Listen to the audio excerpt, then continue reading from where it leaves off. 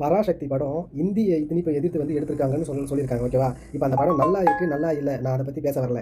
ஆனா, தமிழர்கள் வந்து நம்ம இந்தியாவிலேயே வந்து இந்தி திணிப்பை வந்து எதிர்த்தது நம்ம தமிழ்நாட்டுல தான்.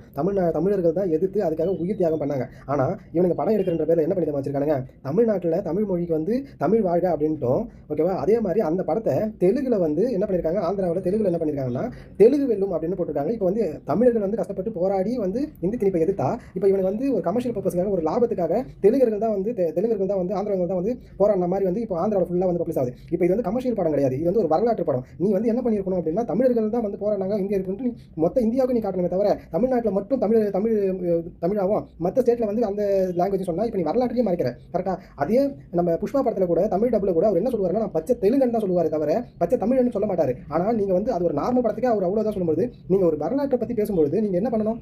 தமிழ்நாட்டில் மட்டும் தமிழா, தெலுங்குல அங்கே வந்து ஆந்திராவில் எடுக்கும்போது தெலுங்குன்ட்டு படம் ஃபுல்லாக வந்து தெலுங்கர்கள் தான் வந்து போராடி உயிர் தியாகம் பண்ண மாதிரி நீங்கள் வந்து போர்ட்ரேட் பண்ணி வச்சிருக்கீங்க. இது வந்து ரொம்ப இது கண்டனத்துக்குரியது. தமிழர்கள் நீங்கள் பெருமை இது பண்ணுறீங்கன்னா நீங்கள் அதை பற்றி மட்டும் தான் நீங்கள் சொல்லியிருக்கணும். அதை வந்து இந்தியா ஃபுல்லாக நீங்கள் கொண்டு போயிருக்கணும். தமிழோட பெருமையை நீங்கள் கொண்டு போயிருக்கணும். தமிழர்கள் போராடி கஷ்டப்பட்டு இந்தியாவிலேயே இந்தி திணிப்பை எதிர்த்தவங்க வந்து தமிழர்கள் தான் முதல்ல